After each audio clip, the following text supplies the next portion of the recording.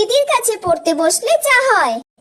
মা, আমি আজকে পড়তে যাব না, আমি আজকে দিদির কাছে পড়তে বসবো। আর দিদির কাছে পড়তে বসে আমি সব পড়া মন দিয়ে করে নেব। মন দিয়ে পড়বি তো সব? হ্যাঁ, আমি সব পড়া করে নেব। আচ্ছা ঠিক আছে। আমার এটা মুখস্থ হয়ে গেছে, তুই ধরে নে আমাকে। এই নে। বল এটার সালটা কত হবে? ওইটা ওইটা তো 1995 হবে। ভুল, এটা 1990 হবে। যা, প্রথমেই ভুল। বল এটা ঠিক না ভুল হবে? ওটা ঠিক হবে। কিছুই তো তুই পড়া পারিস না, কি করতে আমার কাছে পড়তে আসিস? ধুর, ভালো লাগে না, একটা কোয়েশ্চেন ধরে কিছু বলতে পারে না, কিছু নয়, খালি দিদির কাছে পড়বো দিদির কাছে পড়বো করবে।